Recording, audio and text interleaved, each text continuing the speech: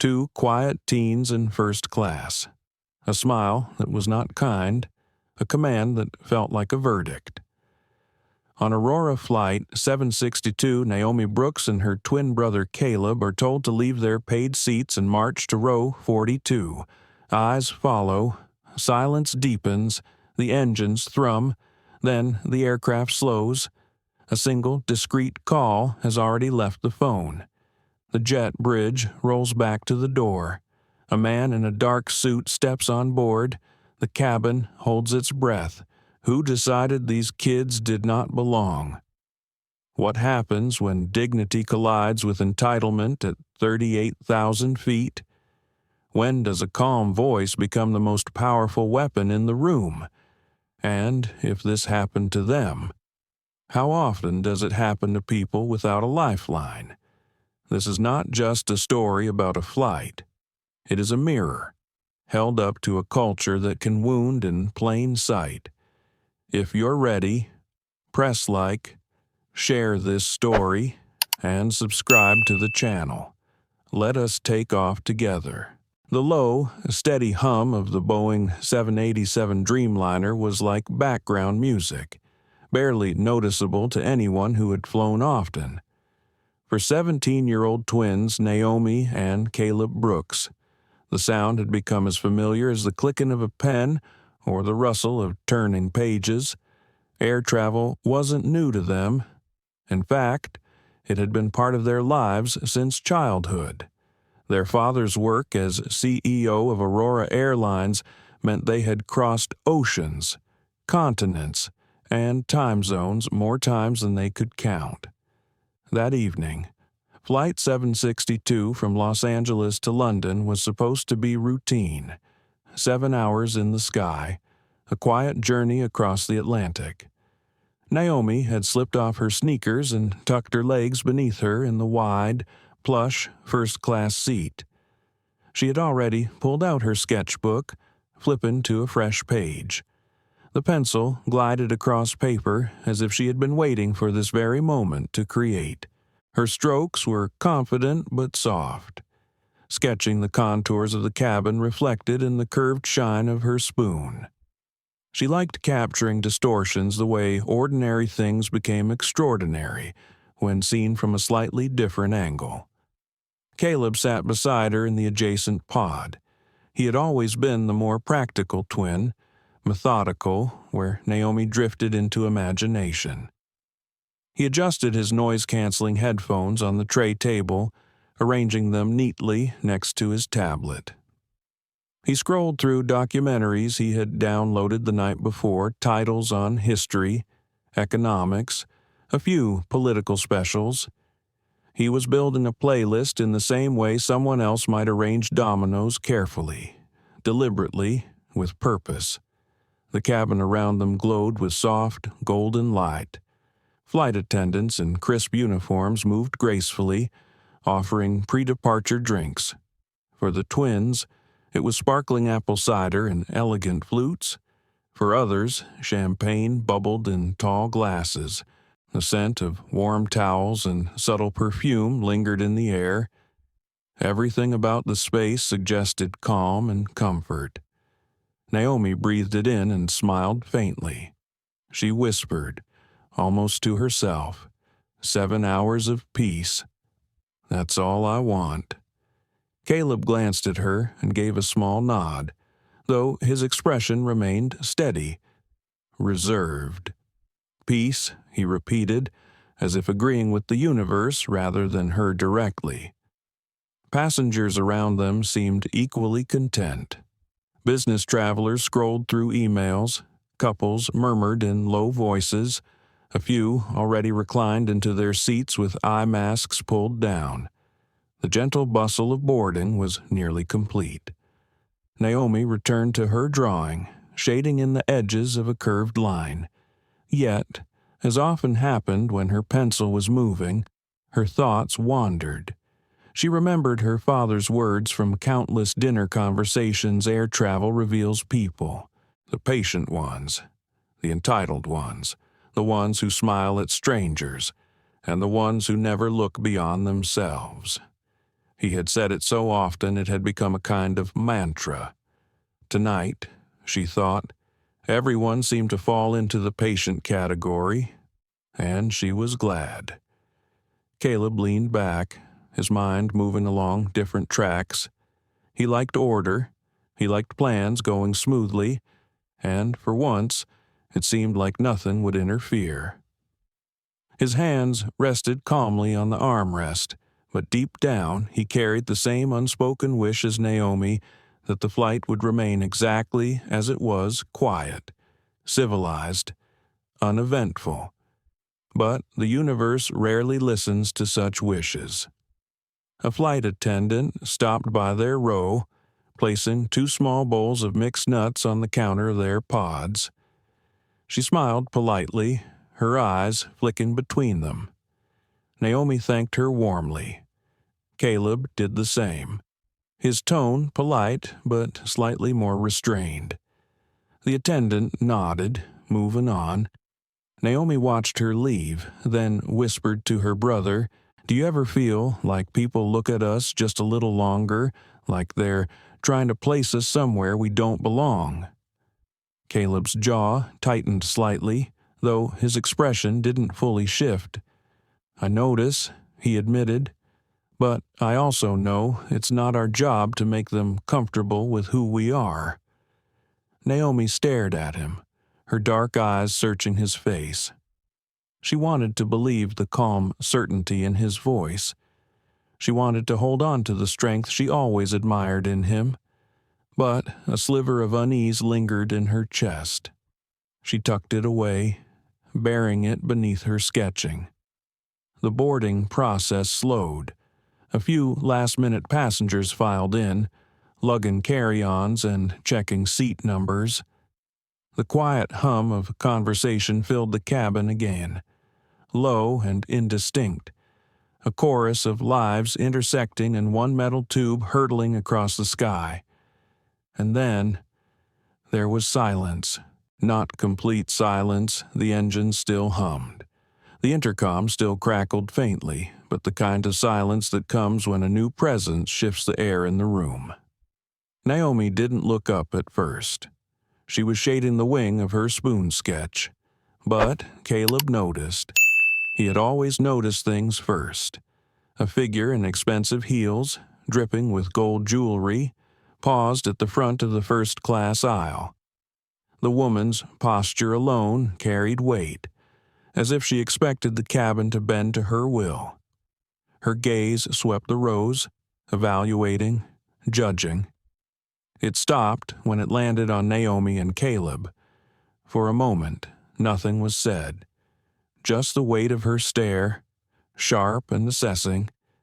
Then came the faintest sound, a huff, disapproval dressed as breath. Caleb shifted in his seat, a flicker of irritation crossing his features before he smoothed them over. Naomi looked up finally, her pencil pausing mid-stroke. She met the woman's eyes for the briefest second, then looked back down, unwilling to give that stare more power than it deserved. The woman stepped forward, heels clicking against the floor. A shadow of entitlement followed her. 7 hours of peace, Naomi had whispered just minutes before. She couldn't have known how quickly those words would unravel. Evelyn Grant had the kind of presence that announced itself before she even spoke.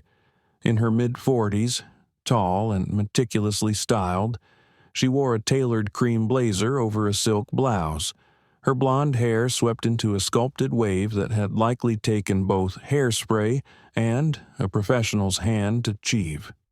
Her jewelry was abundant but calculated thick gold bangles stacked on her wrist, a diamond necklace resting just above the collarbone, and earrings that sparkled beneath the soft cabin lights. She moved with a stiff elegance, the sort of posture born from years of demanding attention and expecting to receive it. Her husband, Charles, trailed behind. He was a large man, the type whose face was perpetually flushed as though life itself had raised his blood pressure. He carried himself with less grace, tugging at the lapel of his navy blazer, his eyes darting around the cabin with impatience. Where Evelyn radiated superiority, Charles exuded weary compliance. He was clearly a man used to following her lead. Naomi sensed the shift in the cabin as soon as Evelyn stopped at the front row. The woman's gaze swept over the seats, a silent inventory of who belonged and who didn't. When her eyes landed on Naomi and Caleb, her expression hardened into something sharp, as if she had spotted an error that needed immediate correction. For a second, Naomi thought she must be imagining it. People looked at her and her brother all the time, sometimes with curiosity, sometimes with admiration, and sometimes with something less kind. But this stare, it was deliberate, heavy, judgmental. She felt it in her chest, pressing down like weight. Caleb noticed, too. He sat a little straighter, his jaw tightening just enough for Naomi to catch. He didn't look away. If anything, he leaned into the woman's glare with a calm, unblinking steadiness that only made her lips tighten further. Evelyn raised her hand with a sharp motion, summoning the nearest flight attendant as if she were hailing a cab. The attendant, a younger woman, paused, unsure, then nodded quickly. "I'll get the lead attendant for you, ma'am." Within moments, Monica Hayes arrived, in her crisp navy uniform, hair pulled into a bun so tight it seemed to stretch her forehead. Monica carried the air of authority that senior crew members often wore like armor. She had been with Aurora Airlines for over 15 years and prided herself on running her cabin with order. Rules mattered to her, appearances mattered even more. "Yes, Mrs. Grant," Monica said smoothly, though her tone was a mixture of courtesy and calculation. Evelyn pointed a manicured finger toward Naomi and Caleb, her red nail catching the light like a warning signal. "There seems to be a mistake," she announced, her voice carrying through the first-class cabin like the chime of a bell. Passengers stirred, eyes shifting toward the direction of her finger. "Those children are in our seats." A hush fell over the immediate rows. Naomi froze, pencil still between her fingers. Caleb's brows furrowed slightly, though he remained calm. Monica followed the line of Evelyn's finger, her eyes settling on the twins. She smiled, but the expression didn't reach her eyes. "I see," she said carefully. "Let me take a look." Caleb was ready. Without hesitation, he lifted his boarding pass from the side pocket of his seat. His voice was polite, measured. "We're in 3A and 3B. He said, "Our passes are correct." Monica took the pass, glanced down, then at her tablet. She nodded once, but her smile thinned. "Yes, I see that," she replied, her tone clipped. She turned back to Evelyn. "May I see your passes?" Mrs. Grant, Evelyn's husband, fumbled in his jacket, producing 2 glossy tickets with a sigh of exaggerated inconvenience. He handed them to Monica. She scanned them, and her brows lifted. "These are for 2A and 2B, she confirmed. "Exactly," Evelyn said triumphantly, her eyes snapping back to the twins. "So what are they doing in our cabin?" Naomi blinked in disbelief. She wanted to speak, but the lump in her throat stopped her. Caleb reached for her hand under the armrest, giving it a reassuring squeeze. Monica hesitated. The logical conclusion was clear. The Brooks twins were in their rightful seats. The Grants were in theirs. There was no overlap, no conflict, yet Monica's eyes lingered on Naomi's casual hoodie, the simple sneakers tucked beneath her seat, the messy braid falling over one shoulder.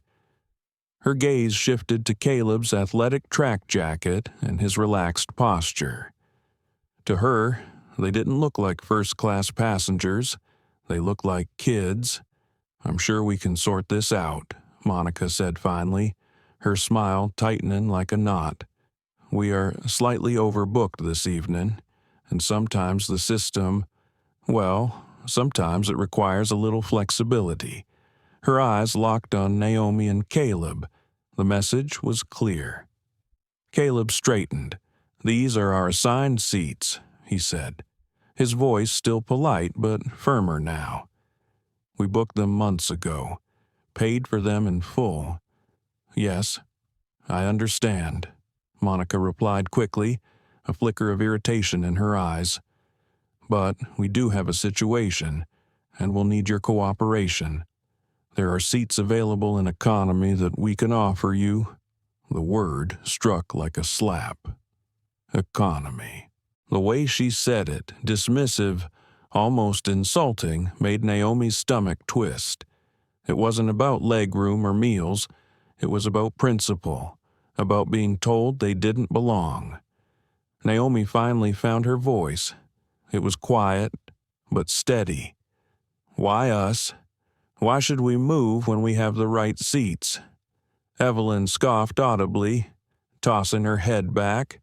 "Oh, for heaven's sake, just move. Some people get these seats through points or company perks. It's not like they actually paid for them." Her tone dripped with disdain, loud enough for the entire cabin to hear. A few passengers shifted uncomfortably, glancing between the Grants and the Brooks twins. No one spoke. Naomi felt heat rise to her cheeks. Her hand trembled slightly against Caleb's, but she held her chin high. Caleb, though seething inside, forced his voice to remain level. "I can assure you," he said, looking Monica directly in the eye, "these seats were paid for in full. We are not moving." Monica's smile vanished. In its place came a mask of cold authority. "Sir," she said firmly, her tone sharp enough to cut, "I am not asking. I am telling you. You need to comply with crew instructions or risk being removed from this aircraft." The threat hung in the air. Naomi's heart pounded in her chest. Removed. For sitting in their own seats. The injustice was staggering. She wanted to scream, to stand up and demand fairness. Instead, she gripped Caleb's hand tighter, as if drawing strength from him. Caleb's mind raced. Every instinct screamed at him to resist, to push back, to refuse. But he heard their father's voice in his head, calm and steady. "Never lose your cool. Your mind is your sharpest weapon." He drew in a breath, forcing down the fury rising in him. His eyes flicked to Evelyn, who was watching with smug satisfaction. Her lips curved in a victorious smirk. Then back to Monica, who stood waiting like a judge about to hand down a sentence. "Fine," he said quietly, his voice tight with restrained anger. "Come on, Naomi." The cabin seemed to exhale all at once. Naomi rose slowly, her shoulders heavy with humiliation. Together, the twins gathered their belongings. The silence in the cabin was unbearable, broken only by the faint shuffling of their bags. As they stepped into the aisle, Evelyn reclined into her seat with a satisfied sigh. Charles grunted in approval. Monica gave a stiff nod to another attendant, who stepped forward to guide Naomi and Caleb toward the back of the plane. Passengers watched as they walked the long, narrow aisle, eyes darting away when caught. Naomi felt every stare, every judgment, as though each one added another stone to the weight pressing down on her. Caleb kept his head high, but inside, something burned. This wasn't over, not by a long shot. The walk from first class to economy felt like a parade of shame. Naomi and Caleb carried their bags slowly, each step heavy with the weight of humiliation. The aisle stretched on endlessly, rows of seats blurring together, passengers sneaking glances as they passed. Some stared with curiosity, others with pity, and still others with something Naomi couldn't quite name, a discomfort. Maybe even relief that it wasn't them being escorted to the back of the plane. Naomi pulled her hood over her head, wishing she could vanish into the fabric. She kept her eyes fixed on the carpet, tracing the faint pattern of dots and lines beneath her sneakers. Every few seconds she felt the heat of another pair of eyes, another silent judgment pressing into her. Beside her, Caleb walked tall, his face expressionless, his jaw tight. He carried himself with a deliberate steadiness, as if daring anyone to mistake his calm for defeat. His hand rested lightly on Naomi's shoulder, a protective gesture he had done since they were children. It gave her some comfort, though it didn't ease the sting of what had just happened. Row 42 was waiting for them. Two cramped middle seats wedged between strangers. A man with broad shoulders already occupied the aisle, his elbows spilling into the armrest space. On the other side, a young mother bounced a crying infant, her eyes apologetic but tired. The contrast between this crowded corner and the spacious first-class pod they had been forced to abandon could not have been more stark. The flight attendant guiding them gave a quick, polite smile that looked more like an apology than reassurance. "Here you are," she said quietly before slipping away. Naomi sank into her seat, pulling her backpack onto her lap. Her shoulders trembled. She pressed her face into the hood of her sweatshirt, trying to shield herself from the world. Caleb slid in beside her, his movements precise, his breathing steady. For a moment, neither spoke. The baby cried. The man beside Caleb snored softly, already dozing despite the commotion. Naomi's chest felt tight, each breath shallow. Finally, she whispered, "It's not fair." Her voice cracked, barely audible over the noise of the cabin.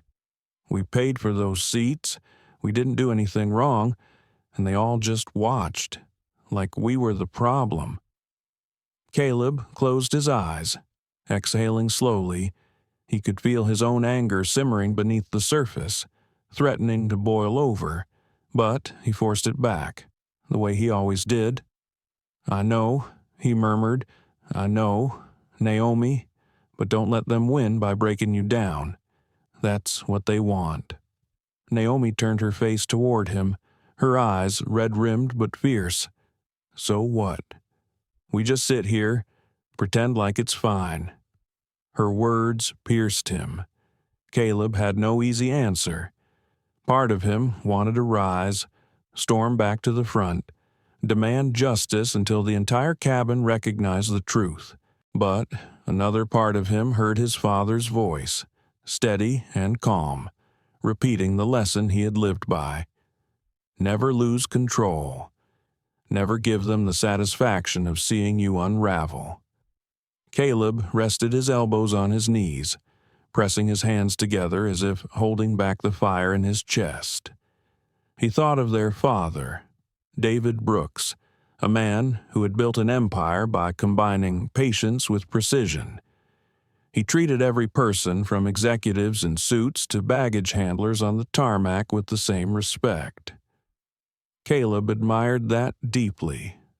Tonight, though, he wondered if even his father would have remained calm in the face of such blatant injustice. Naomi leaned against him, her voice trembling but steadying with each word. She looked at us like we were less than her, like we didn't belong there because of who we are. And Monica. She didn't even care about the truth. She just wanted us gone. Caleb swallowed hard. "That's the world sometimes," he said, though the words tasted bitter on his tongue. "But it doesn't mean it's right, and it doesn't mean we can't fight it. Naomi's head lifted slightly. Then fight it. Caleb, don't just sit here. Do something. He looked at her, at the fire in her eyes, the plea in her voice. His heart ached with both anger and love. He wanted to shield her from the ugliness of it all, but he also knew she was right. Silence wouldn't make the problem vanish. Silence only gave power to people like Evelyn Grant. Caleb reached into his pocket, pulling out his phone. The cabin announcements had already instructed everyone to switch to airplane mode, but he had a few moments before takeoff. His thumb hovered over the contacts list. For a second, he considered calling their father directly, but then he remembered the rule. No personal calls at work unless it was an emergency. David Brooks had built his life on discipline, and Caleb respected that. Still, this wasn't just personal. It wasn't just about two kids being humiliated. It was about the values of the company his father had poured his soul into. A company that was supposed to represent fairness, respect, and dignity. Caleb scrolled to another name, Eric Zhang, his father's chief of staff, a man known for handling sensitive matters with absolute efficiency. If anyone could reach their father discreetly, it was Eric. Naomi watched him, her brows furrowed. "What are you doing?" Caleb glanced at her, his expression steady now, a quiet fire behind his eyes. "I'm lodging a complaint," he said softly, "the highest one I can make." He began typing, his fingers quick and precise. "Eric, apologies for the urgent message. Naomi and I are on Aurora Airlines Flight 762 Los Angeles to London. We were forcibly moved from our paid first-class seats, 3A and 3B, to economy row 42 by lead attendant Monica Hayes, following a complaint initiated by passenger Evelyn Grant in 2A. The reason given was an overbooking issue, but the implication was clearly discriminatory. We were threatened with removal from the flight if we didn't comply. This is unacceptable. Please inform my father. This needs immediate attention. Caleb Brooks." He read the message twice, ensuring it was clear, factual, and calm despite the storm inside him. Then he hit send. The phone buzzed with a delivery confirmation just as the plane's engines rumbled louder, preparing for taxi. Caleb switched to airplane mode and slipped the phone back into his pocket. Naomi searched his face, her eyes wide with both hope and fear. "Do you think it will work?" Caleb gave her hand a reassuring squeeze. "It will be heard. That's enough for now."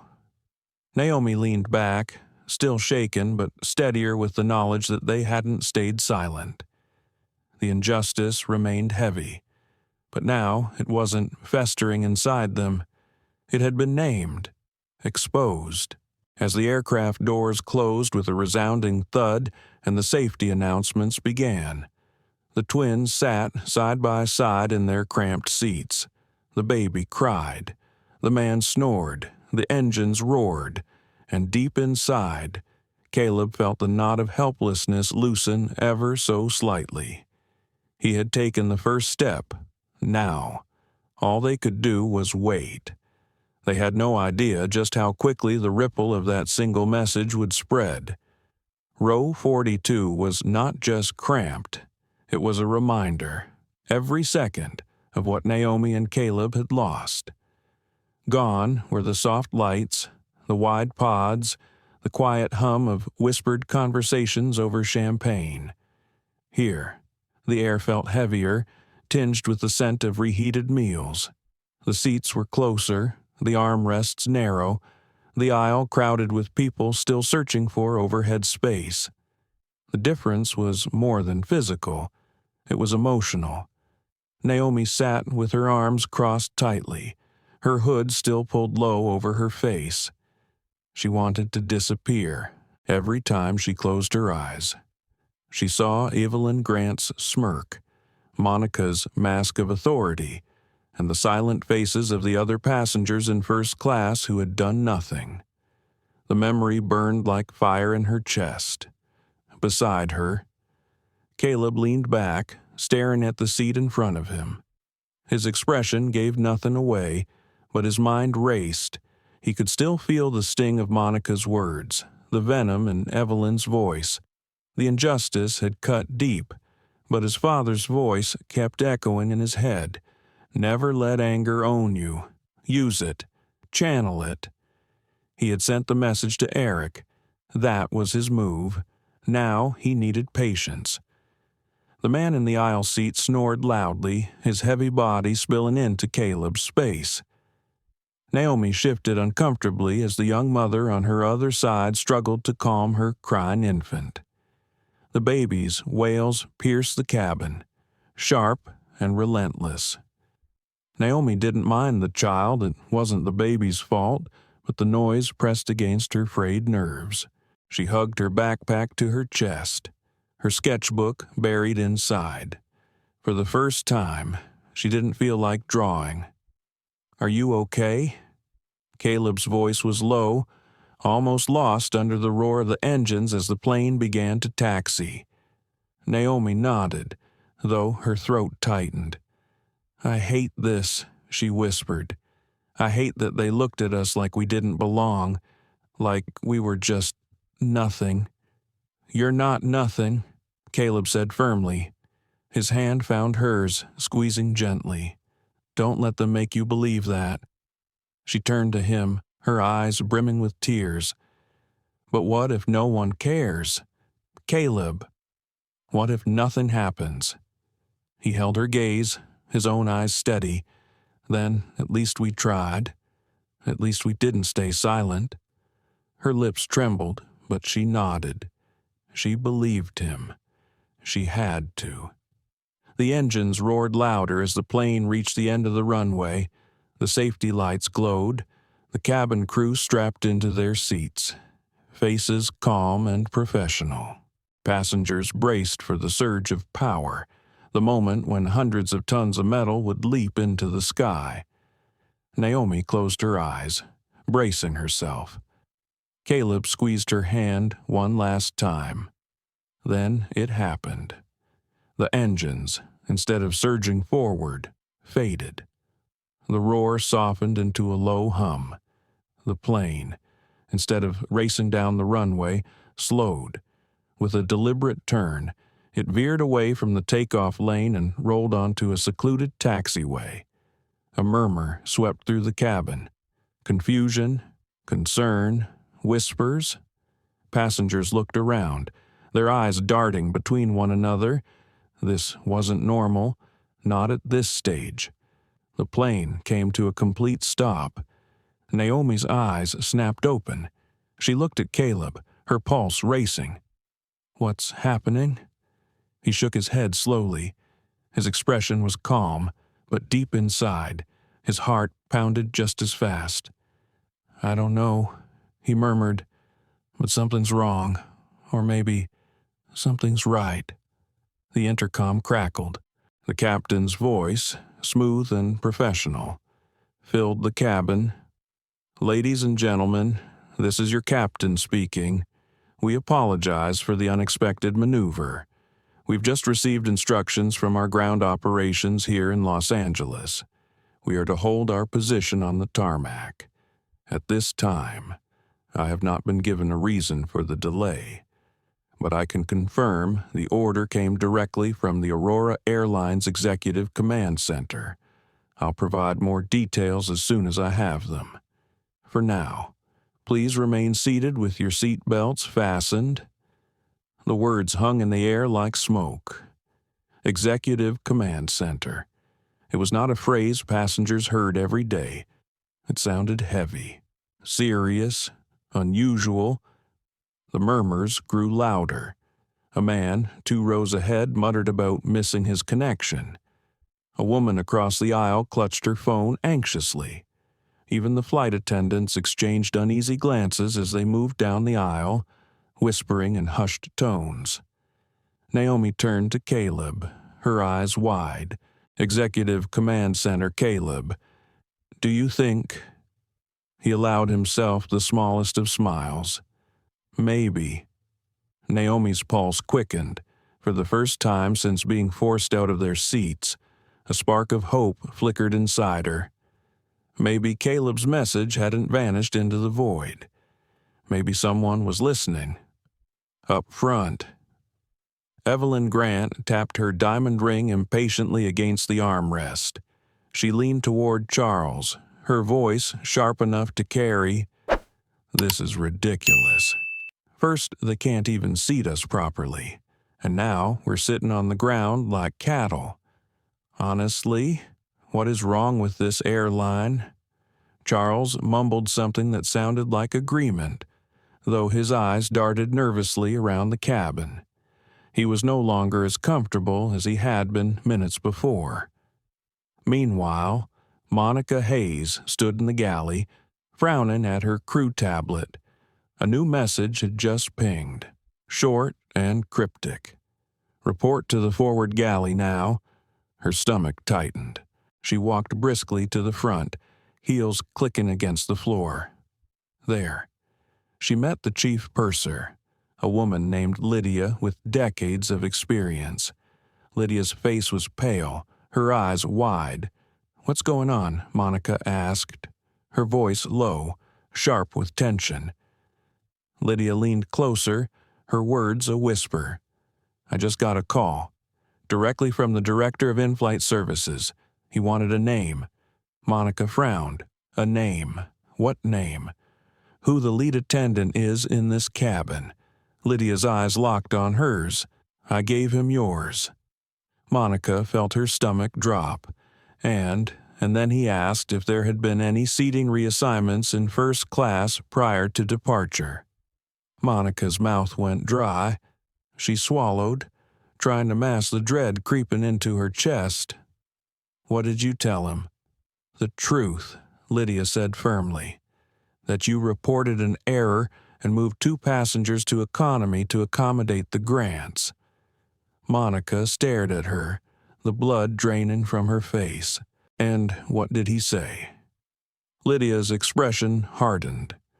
She spoke the words carefully, like a verdict. He said, and I quote, "Ground the plane immediately." Monica's breath caught in her throat. Ground the plane. Over a seating dispute, it was unthinkable. Unless... Her mind flashed to the twins, to the calm defiance in Caleb's voice, the quiet dignity in Naomi's eyes. They hadn't looked like children who could be pushed aside so easily.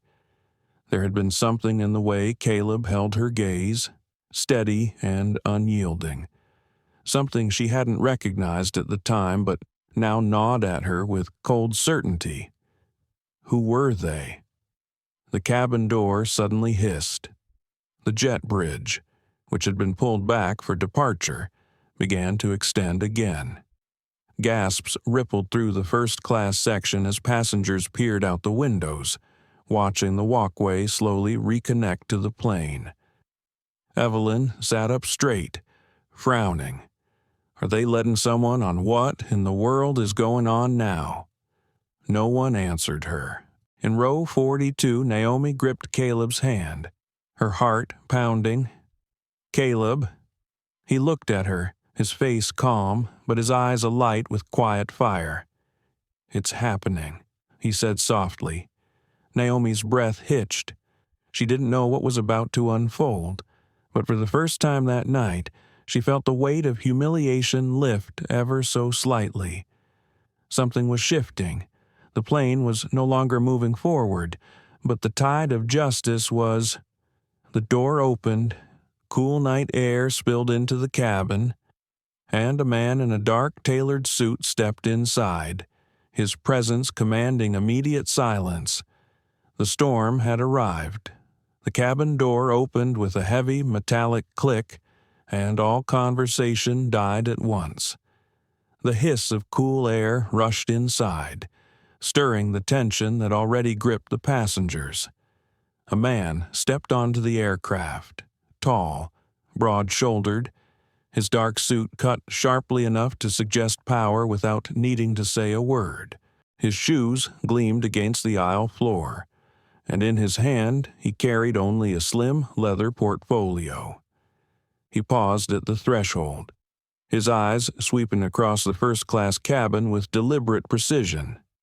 The way he held himself made it clear he wasn't a flight attendant, nor an ordinary operations manager. He was something else, someone important. Naomi felt her heart stutter in her chest. From row 42 she craned her neck, trying to catch a glimpse through the forest of seats ahead. Caleb leaned forward slightly, his eyes narrowing as he studied the man's commanding presence. Neither of them knew his name, but both instinctively understood that whoever he was, he hadn't come for a routine inspection. The man's gaze locked on Monica Hayes almost instantly. He didn't need anyone to point her out. His stride was calm but purposeful as he approached the forward galley where she stood stiffly, trying to compose herself. Monica Hayes. His voice was deep, steady, carrying easily through the hush of the cabin. Her mouth went dry. "Yes, sir," she managed, though her voice cracked slightly. He extended a hand, not in greeting, but in confirmation. "Jonathan Pierce, Vice President of North American Operations." The words sent a ripple through the passengers who overheard. A vice president of the airline himself, on the plane. Evelyn Grant's lips parted in surprise, her smug expression faltering for the first time. Even Charles straightened in his seat, color draining from his already flushed face. Jonathan didn't waste time with pleasantries. "Ms. Hayes, I need to speak with you immediately.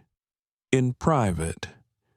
"Yes, of course," Monica said quickly, trying to maintain her composure. She gestured toward the galley. They stepped inside, but Jonathan made no effort to lower his voice. His words carried through the curtain, just loud enough for first-class passengers to hear. "Explain to me," he began, his tone sharp but controlled, "why you removed 2 ticketed first-class passengers from their seats and reassigned them to economy." Monica's hands fidgeted at her sides. "There was a manifest discrepancy," she said, her voice tight. "The cabin was overbooked, and I had to accommodate the Grants. It was a judgment call to ensure an on-time departure." Jonathan's expression didn't change, but his silence was heavier than any outburst could have been. Finally, he spoke again, each word deliberate. "A manifest discrepancy. Is that your final justification?" "Yes, sir," Monica replied quickly. It was the most logical choice at the time. His eyes sharpened. Logical. On what basis? Was it their age, their clothing, or was it perhaps the color of their skin? The bluntness of the question struck her like a physical blow. Monica flinched, her mouth opening and closing without sound. "No, sir. Of course not. I would never." Jonathan cut her off, his voice rising, carrying clearly into the first-class cabin. "Because it appears to me you made a snap judgment based on prejudice. You didn't see valued passengers. You saw children who didn't fit your idea of first class. And you were wrong." The silence that followed was suffocating. Passengers shifted uncomfortably in their seats. Some looked at Monica with quiet disapproval. Others stole glances at Evelyn, who sat frozen, her hands clenched in her lap. Jonathan stepped out from the galley, his gaze sweeping the cabin once more. His eyes landed on Evelyn. "Miss Grant," he said firmly, his voice cutting through the air. "I understand you were party to this seating dispute." Evelyn lifted her chin, trying to recover her composure. "Well, yes," she said quickly, her tone defensive. We were in our assigned seats, and the attendant was simply doing her job. Her job, Jonathan repeated, his voice edged with disdain, is to ensure the safety and dignity of all passengers, not to enforce your personal prejudices, not to humiliate teenagers who were, in fact, in their rightful seats. A flush of red crept up Evelyn's neck. Her husband shifted beside her, his hands twisting nervously.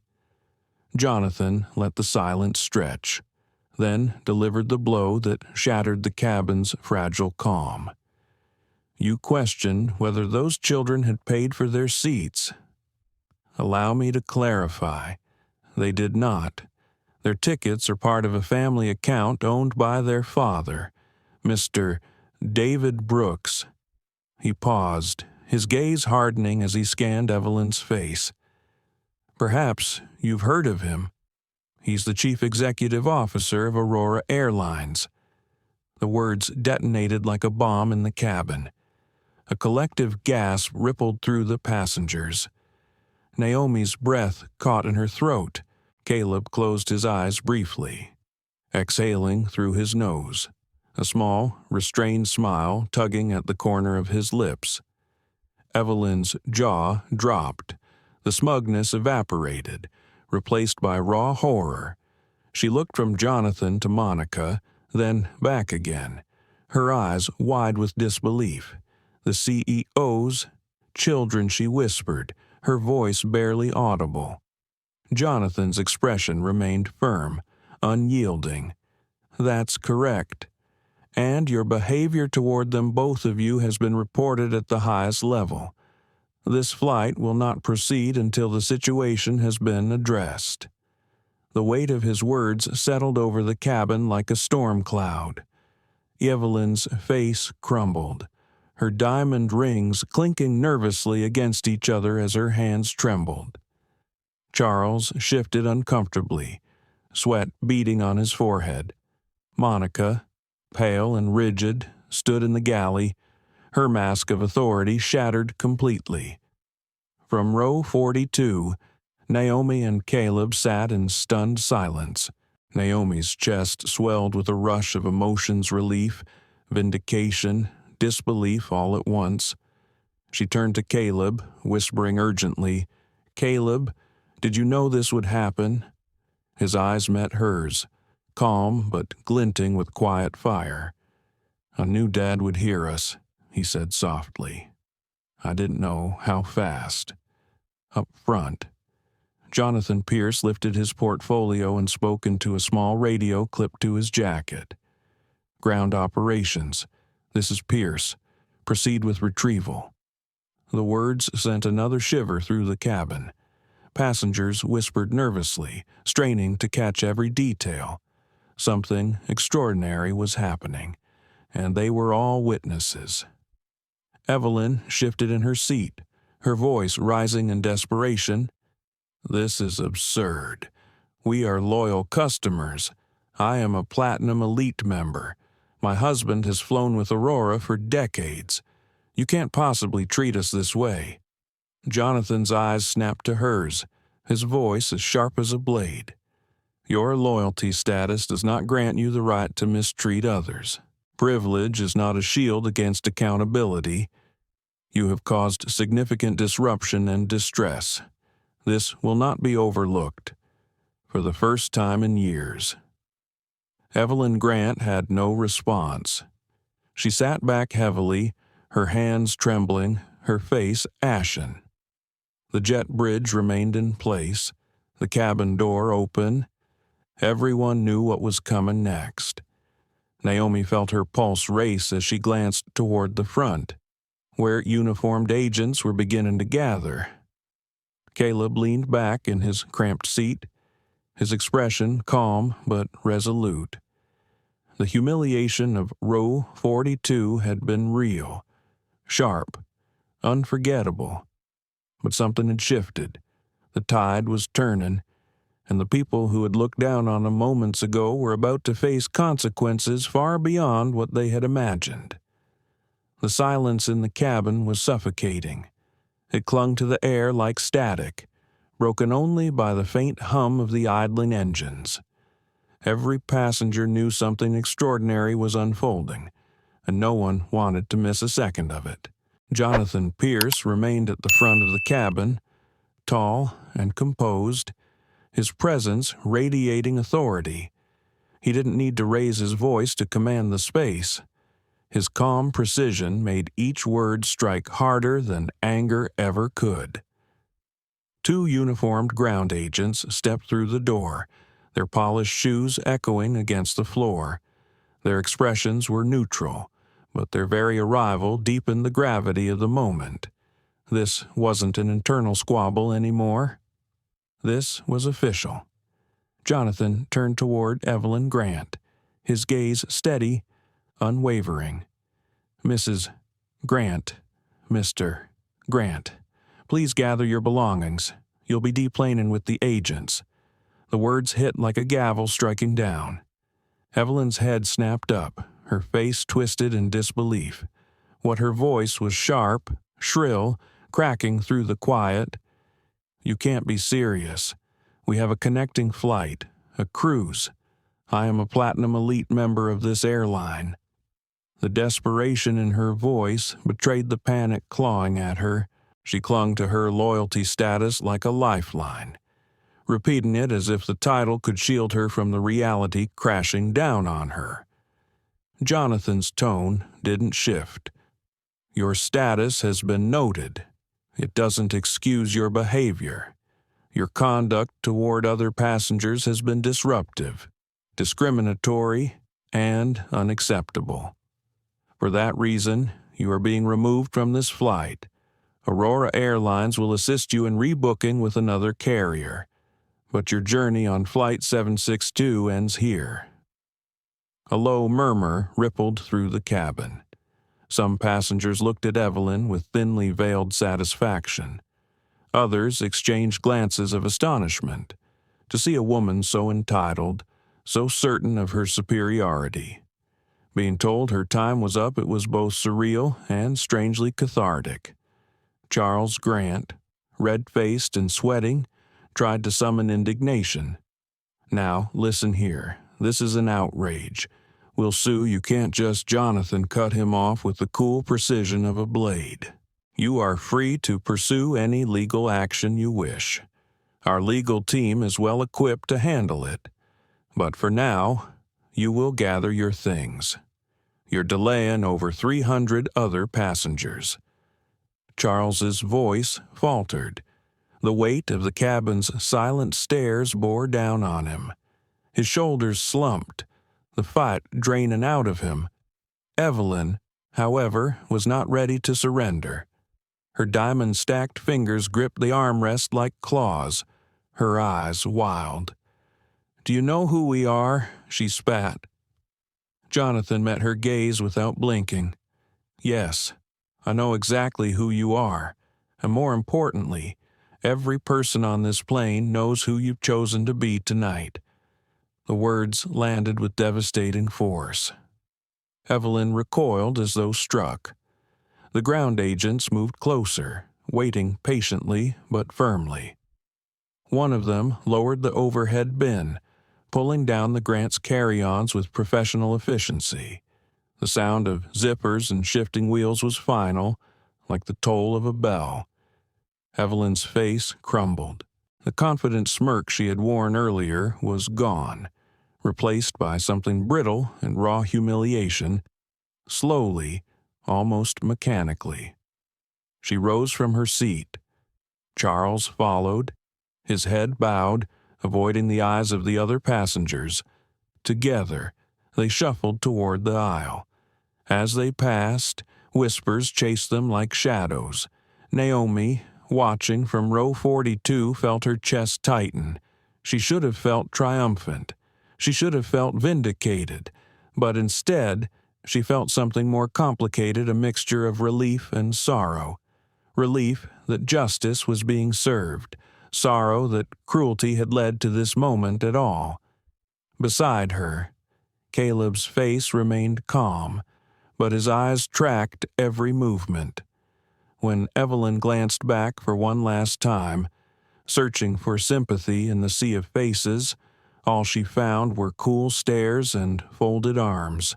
No one rose to defend her. No one pitied her. The Grants disappeared through the cabin door, escorted firmly down the jet bridge. The sound of their roller bags bumping against the aisle floor was harsh, final, like the closing notes of a bitter song. Jonathan waited until the door sealed again with a heavy click. Only then did he turn toward the economy cabin. His voice carried with clarity, deliberate and respectful. "Ladies and gentlemen, thank you for your patience. We regret the disruption, but we are committed to ensuring that every passenger on this aircraft is treated with dignity. To that end, there are 2 people on board who deserve far better than what they experienced tonight." A murmur rose among the passengers. Naomi's breath caught. She clutched Caleb's arm, her heart pounding.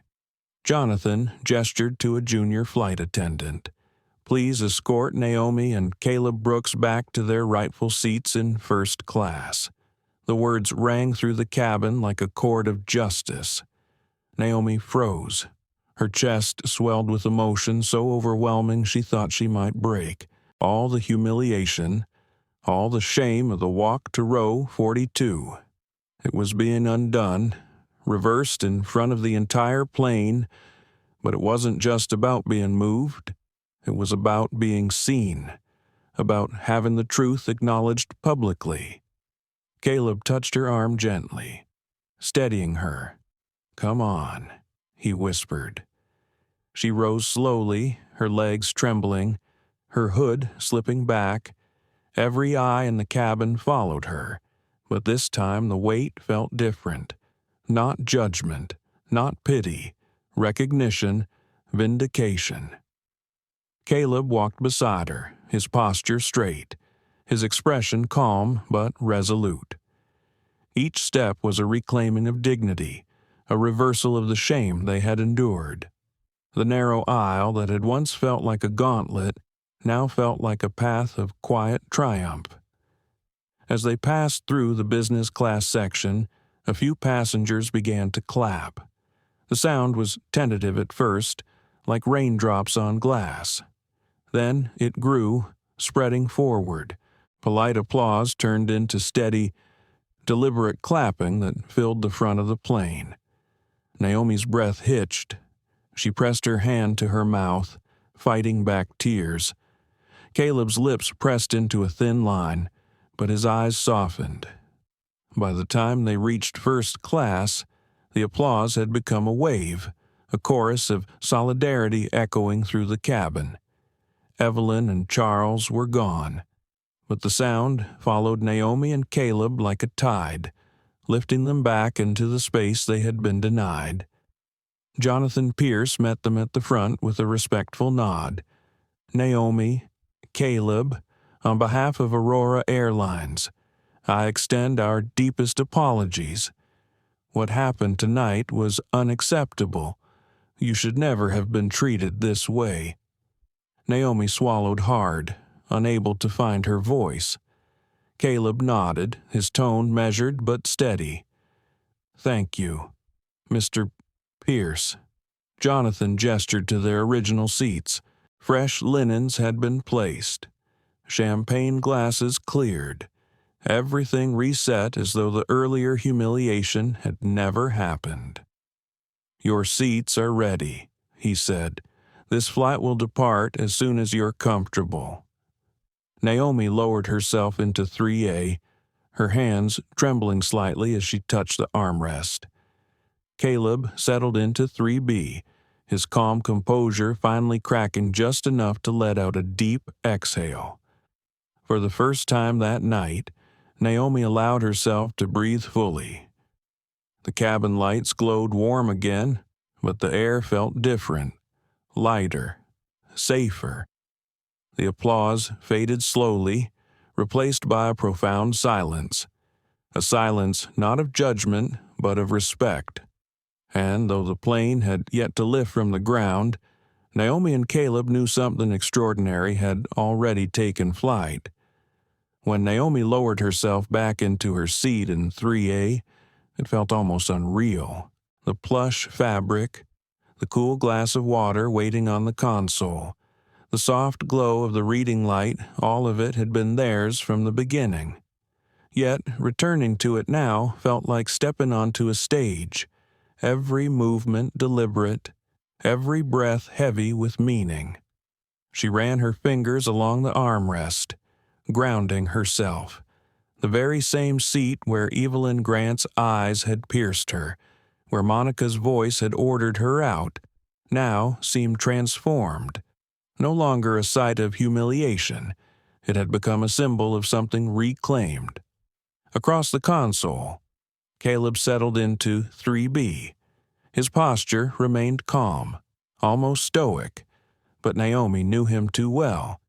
She could see the subtle rise and fall of his chest, the tightness in his jaw. He was holding it all in the anger, the relief, the vindication. "Are you okay?" she whispered. He nodded slowly. "Better now." He glanced toward the aisle, then back at her. "But I'm not going to forget." Neither of them would. The applause had faded, replaced by a heavy silence. Passengers in the nearby rows shifted uncomfortably, some still staring, others pretending to look away. The atmosphere carried an odd mixture of respect and unease, as though everyone sensed that what had happened was bigger than just a seating dispute. Jonathan Pierce remained at the front of the cabin, speaking quietly into his radio before turning back to Monica Hayes. Her face was pale, her shoulders stiff. She stood frozen in the galley, her hands clasped tightly in front of her like a child awaiting punishment. "Miss Hayes," Jonathan said, his voice calm but sharp enough to cut. "Step into the galley with me." Monica obeyed, her legs heavy, each step echoing with dread. The curtain closed behind them, but Jonathan's voice carried. It was intentional, controlled transparency. "You've been with Aurora for over 15 years. Jonathan began. "That experience should have given you judgment, perspective, and the ability to treat passengers with fairness. Yet tonight, you chose arrogance. You chose prejudice. You chose the easiest targets instead of the right solution." Monica's voice trembled. "Sir, I only wanted to resolve the conflict quickly. I thought Jonathan cut her off. You thought wrong. And your mistake didn't just inconvenience passengers. It humiliated them, teenagers, children who were in their rightful seats. You made them feel unwelcome in a space they had paid for. You turned them into the problem instead of protecting them from one."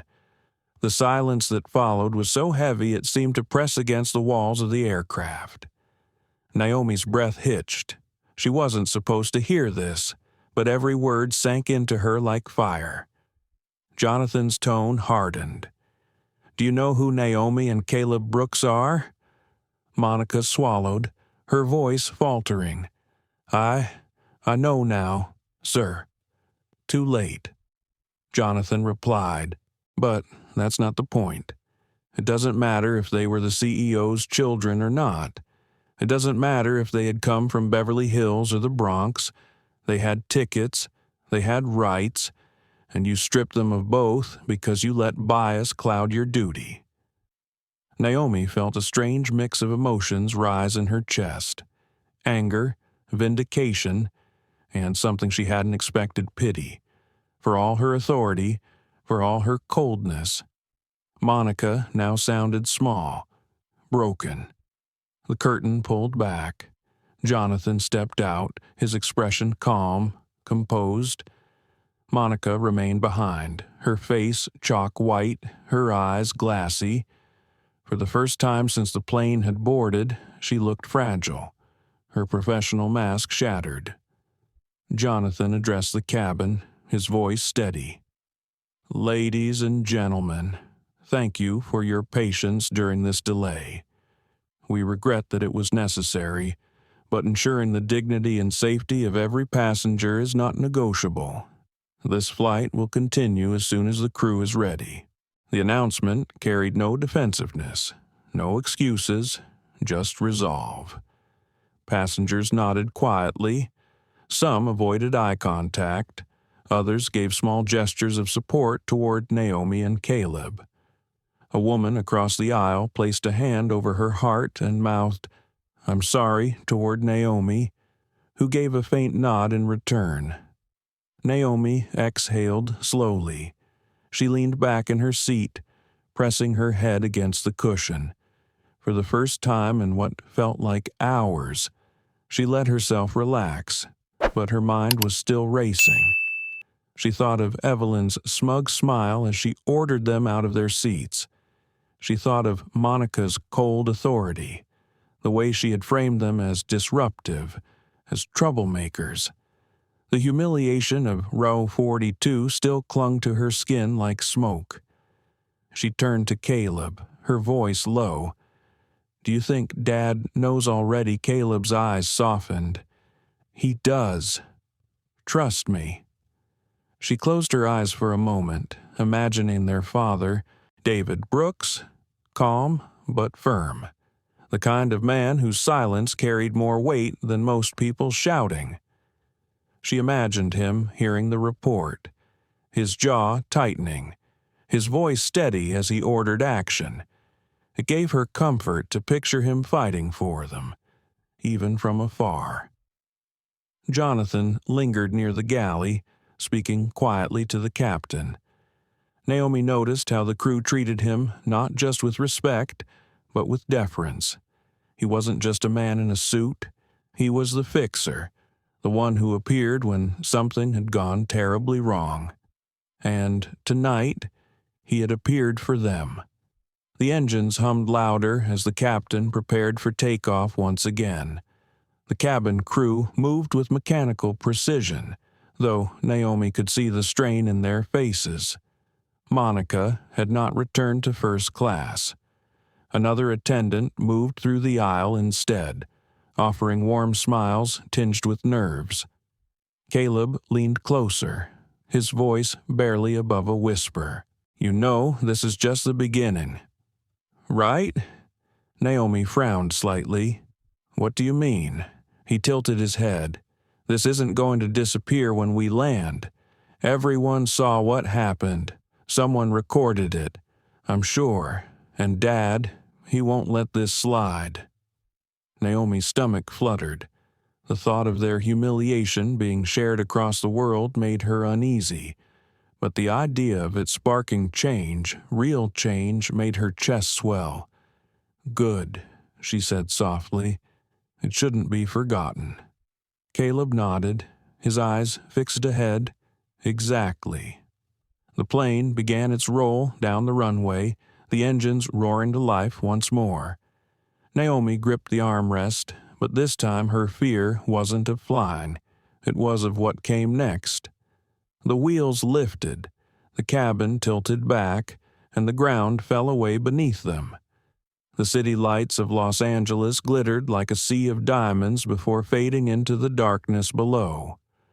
As the aircraft climbed higher, Naomi glanced out the window. The reflection, staring back at her, was not the same girl who had sat here hours ago. Something inside her had shifted. She wasn't just a passenger anymore. She was part of something bigger, something that demanded to be seen. And, as the plane leveled out at cruising altitude, she knew one thing with absolute certainty. Evelyn Grant and Monica Hayes were not the only ones whose lives had just changed. The plane had finally leveled off above the dark expanse of the Pacific. The engines thrummed steadily, a constant backdrop to the heavy quiet in the first-class cabin. Passengers had returned to their seats, but their minds were still fixed on what had just unfolded. You could feel it in the air, an invisible current, tense and electric. Naomi sat back in 3A, her sketchbook open in her lap. Her pencil hovered above the page, yet her hand didn't move. For years, drawing had been her way of making sense of the world. But tonight, every line she considered seemed inadequate, too small to capture what she had just lived through. Her chest still ached with the memory of walking down the aisle to row 42, the shame pressing on her like a weight she couldn't shake. She glanced at Caleb beside her. He sat upright, headphones resting around his neck, but no music played. His eyes were locked on the screen in front of him. Though it wasn't on, he was staring past it, lost in thought. Naomi leaned closer, her voice soft. "What are you thinking?" Caleb exhaled slowly, his jaw tightening before he answered. How close we came to just letting it happen, to sitting there in silence, in economy, pretending like it was fine. His eyes flicked toward her. "If I hadn't sent that message—" "You did," Naomi whispered, placing her hand over his. "You did. That's what matters." He nodded faintly, but his eyes darkened. "But I keep thinking how many people don't have that option. How many just take it, get pushed out of their seats, out of their place, and never get a Jonathan Pierce walking on board to make it right." Naomi's throat tightened. She looked around the cabin. Other passengers were watching them quietly, some with guilt, some with admiration, others with something harder to name. She wondered how many of them had seen the injustice, felt it burn in their chests, but said nothing until Jonathan appeared. Her stomach knotted. The silence of those bystanders had hurt almost as much as Evelyn's smirk or Monica's icy command. It was the silence that had made her feel invisible. At the front of the cabin, Jonathan Pierce stood with the captain, their voices low but firm. Then, turning, he motioned toward the galley where Monica Hayes waited. Her uniform was crisp, her posture upright, but the tremor in her hands betrayed her. Jonathan gestured for her to follow him into the small service area. The curtain swished shut, but the hushed voices carried just enough for those in first class to catch fragments. "Monica," Jonathan began, his tone calm but heavy with finality. "I've reviewed the situation. There's no ambiguity. The choices you made tonight were unacceptable." Her voice cracked as she tried to defend herself. I was under pressure. The Grants were insistent, and I thought—" "You thought wrong," Jonathan said firmly, cutting her off. "Pressure does not excuse prejudice. You humiliated 2 young passengers, threatened them with removal, and attempted to cover it as procedure. That's not leadership. That's failure." Naomi's pulse quickened. She pressed her palms against her knees, her body taut. Hearing Monica's excuses felt like reopening a wound.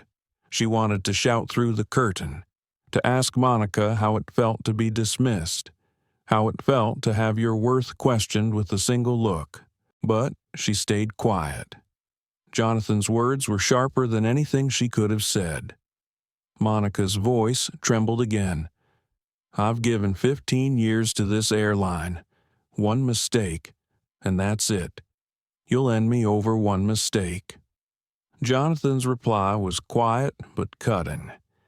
"This isn't one mistake. This is a culmination of choices, small dismissals, unchecked biases, a pattern of seeing some passengers as less than others. Tonight simply made it undeniable. I don't end careers. Monica, people's choices do that themselves." A long silence followed. When the curtain finally pulled back, Monica emerged, her face ashen, her eyes red-rimmed but dry. She didn't meet anyone's gaze. Without a word, she turned and walked down the aisle, disappearing into the crew rest area. Naomi exhaled sharply. For the first time, she felt the balance tilt completely.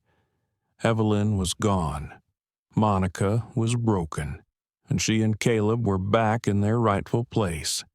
But the victory didn't feel sweet. It felt heavy, sobering. Caleb leaned closer, his voice barely audible. "This is what Dad always said. Isn't it power shows who you are when no one's watching?" Evelyn had it, and she used it to push us down. Monica had it, and she used it to please the loudest voice. And Jonathan, he used it to stand us back up. Naomi's eyes burned, but she blinked the tears away. "And you," she whispered, "you used it when you sent that message." Caleb's lips tightened into the faintest smile. He didn't reply, but she saw the acknowledgement in his eyes. The cabin lights dimmed as the crew prepared for meal service. The hum of conversation resumed in low waves, passengers speaking in careful whispers. Naomi overheard fragments. CEO's kids, never seen anything like it. She really thought she could get away with it. Some of the whispers stung, especially the ones that seemed fascinated more by the scandal than the injustice. But others warmed her heart. A businessman in 4C leaned across the aisle and told his neighbor, "Good for them. They handled it better than I would have at that age." Naomi's chest swelled, not with pride, but with something deeper, a sense of being seen. Finally, as more than just kids in track suits. Dinner was served, though Naomi barely touched hers. The aroma of a roasted chicken and fresh bread filled the cabin, but her stomach remained tight. Caleb ate mechanically, his thoughts clearly elsewhere. After the trays were cleared, the lights dimmed further, casting the cabin in a hushed, twilight glow. Most passengers reclined, some pulling blankets over themselves.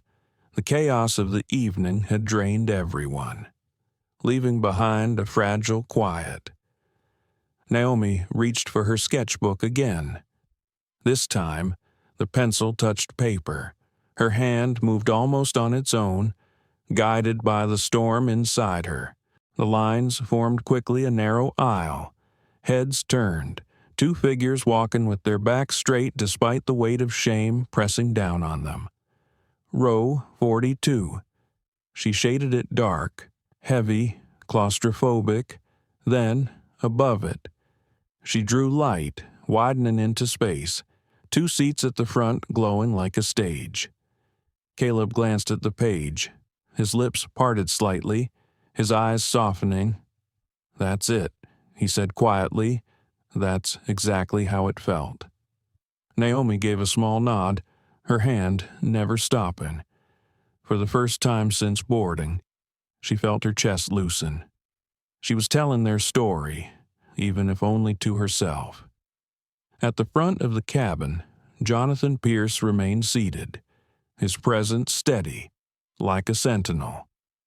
Naomi wondered if he ever rested, or if he lived permanently in that space between calm and command. He had entered their nightmare and turned it on its head, not with shouting, not with force, but with truth and authority.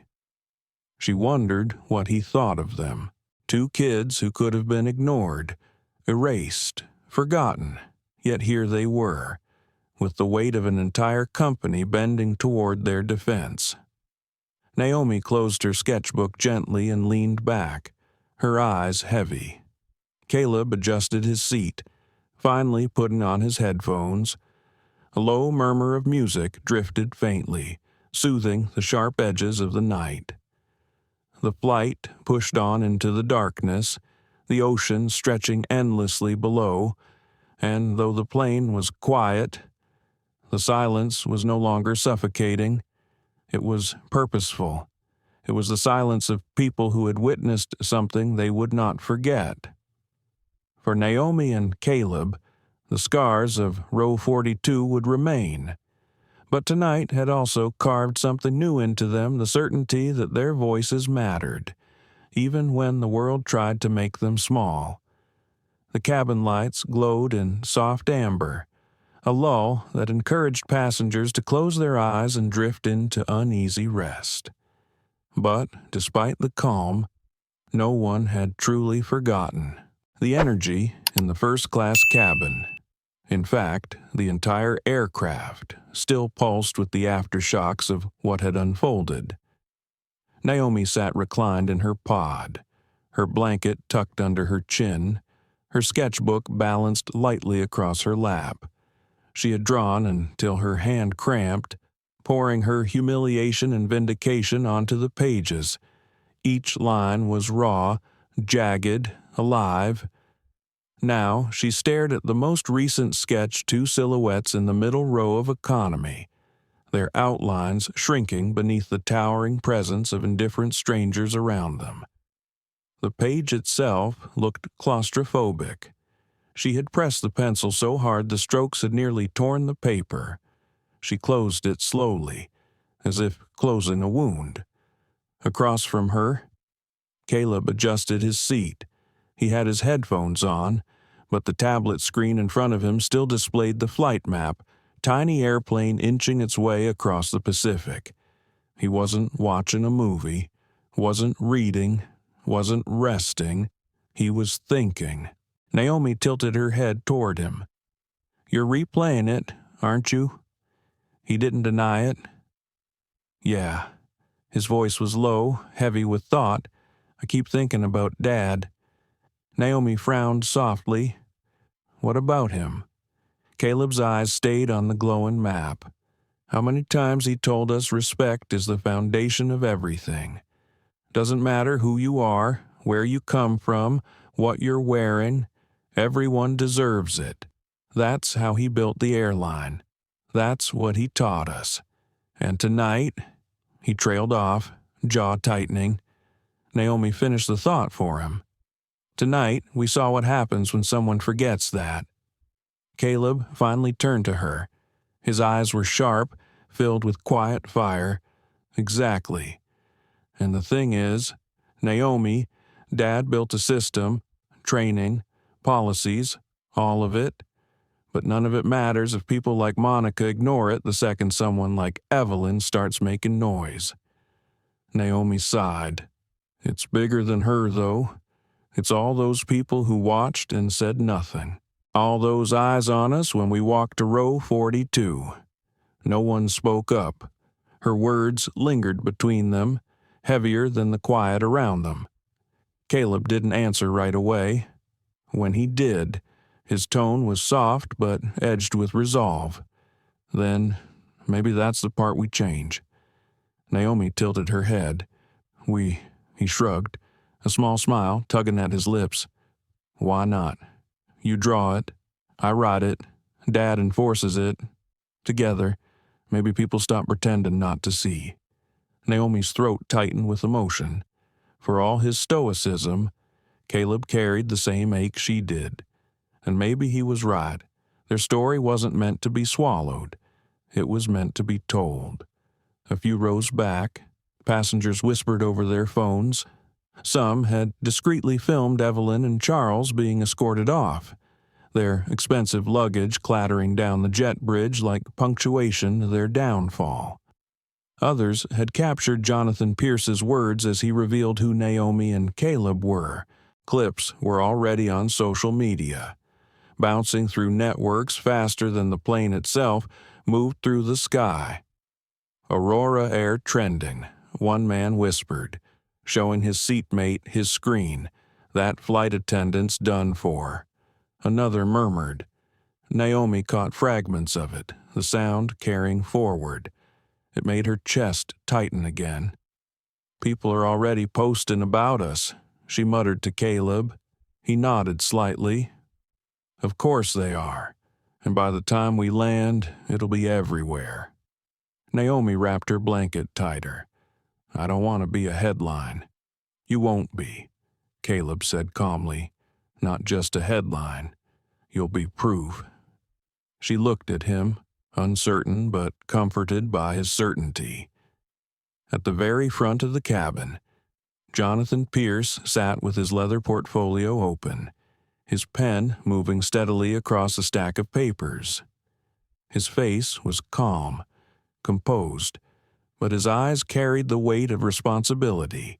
He was drafting what would become the official report of the incident, a document that would reach David Brooks himself before sunrise in London. Every detail mattered. He wrote with precision the time the altercation began, the exact words Evelyn Grant had used, Monica Hayes's decision to reassign the twins' seats without consulting the manifest properly, the threat of removal, the humiliation endured by Naomi and Caleb. He noted his intervention, the grounding order, the removal of the Grants, and Monica's suspension pending further review. It was not just a report, it was a record, a reckoning in ink, every so often. Jonathan's gaze flicked toward Naomi and Caleb.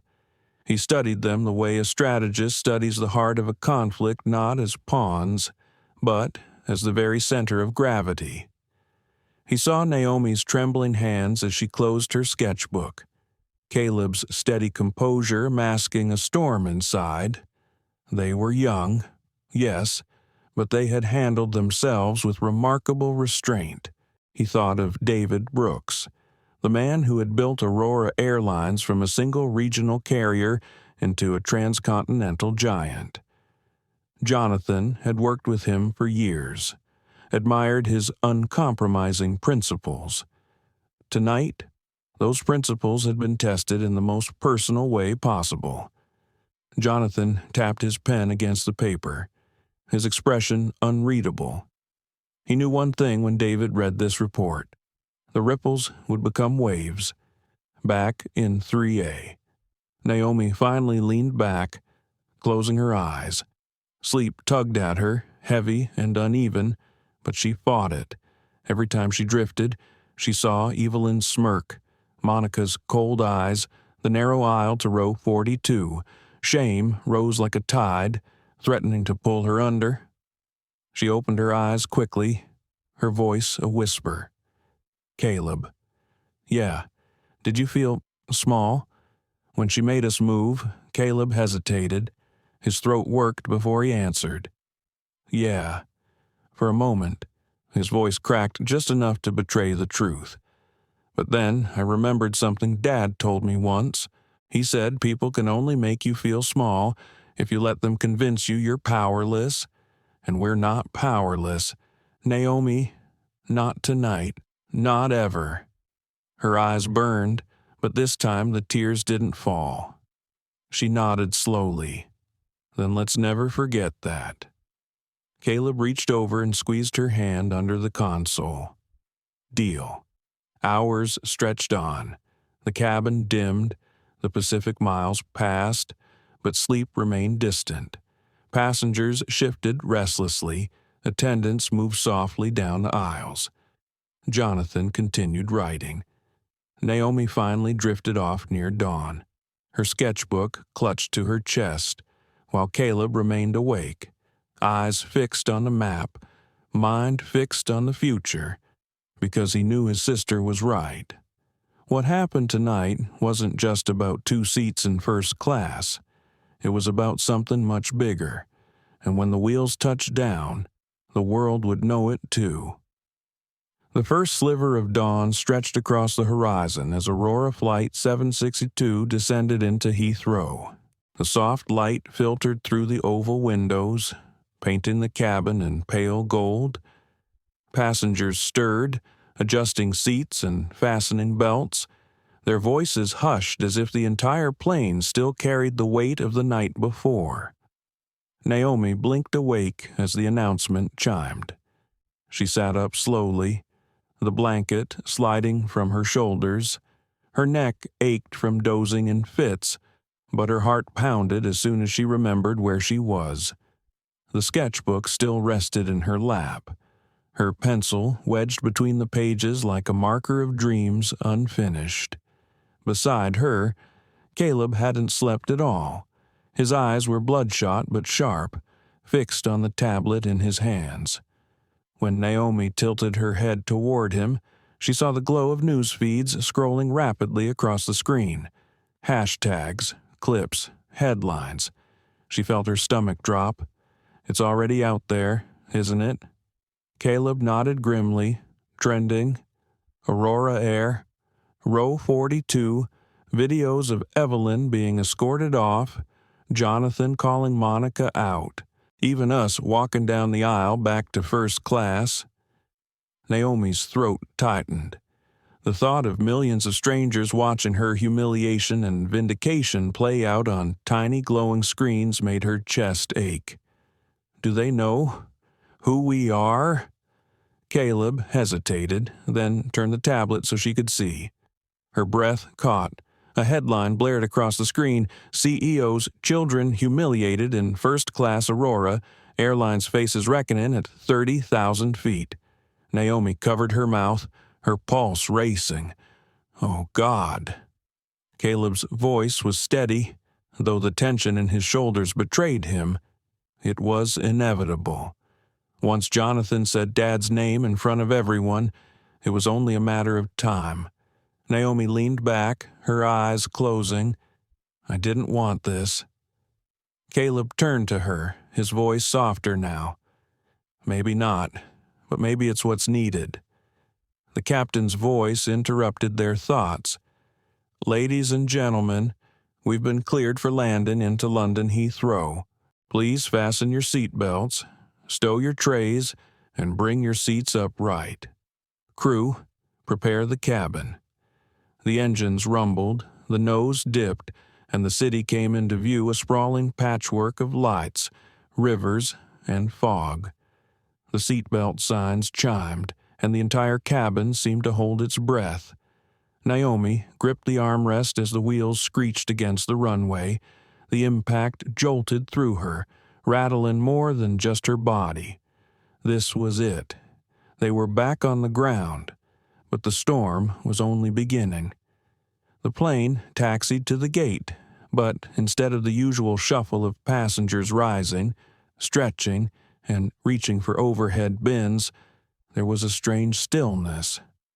People glanced toward first class, toward the two teenagers who had become the center of an unfolding drama. Naomi felt their eyes, heavy and unspoken, and wished she could disappear into her seat. Jonathan Pierce rose, his suit jacket buttoned with practiced precision. He spoke quietly to the captain, then to a small team of ground staff who had boarded via the jet bridge. The way they nodded, deferential and urgent, made it clear he was still orchestrating every step. Then he turned to Naomi and Caleb. Your father is waiting, he said simply. Naomi's breath caught. She wasn't ready. She hadn't prepared words. What could she say that she had felt powerless, that she had nearly broken, that she had tried to be brave but still trembled inside? Caleb stood first, his face calm but pale. He extended a hand to help Naomi up, grounding her with a touch.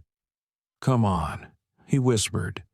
The other passengers remained seated, respectful, curious, silent. As Naomi and Caleb walked up the aisle, there were no smirks, no whispers of disdain, only quiet recognition. A few nodded subtly. One woman even smiled faintly as if to say, "You held your ground." When they stepped onto the jet bridge, a rush of cool morning air hit them. Cameras clicked in the distance, press photographers already stationed at the terminal windows, catching what little they could. And there he was, David Brooks. He stood tall, his presence commanding without needing to raise his voice. His salt and pepper hair was neatly combed, his tailored coat draped perfectly, but it was his eyes calm, piercing, steady that froze Naomi in place. Dad, Caleb said, his voice even but softer than usual. David stepped forward, and for a moment the CEO mask fell away. He pulled both of them into his arms, holding them tightly. Naomi felt the steadiness of his heartbeat, the strength in his grip, and only then allowed herself to finally cry. He didn't rush them. He didn't scold. He held them until the tremors in Naomi's shoulders eased, until Caleb exhaled the breath he had been holding all night.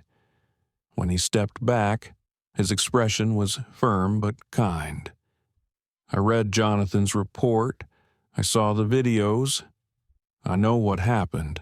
His gaze softened as it fell on Naomi. But I want to hear it from you. Naomi swallowed hard. Her voice shook, but she forced the words out. She looked at us like we didn't belong, like we were in the wrong place. And Monica, she threatened to have us removed. Everyone just watched. Dad, nobody said anything. Her eyes burned again, but she pushed through. I felt so small, like I was invisible. David's jaw tightened. He placed a hand on her shoulder. You are never invisible. Not to me, not to this airline, not to anyone who matters.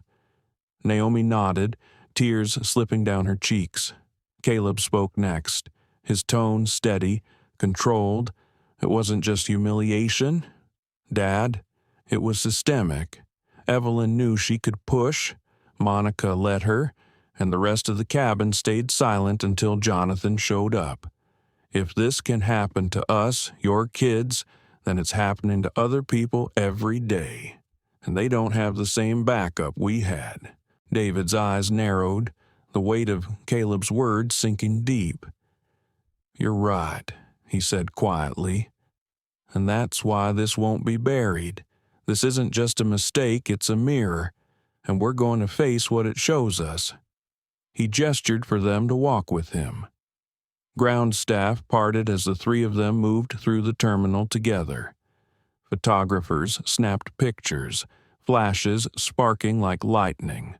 But David ignored them. His focus remained on his children, every step measured, protective.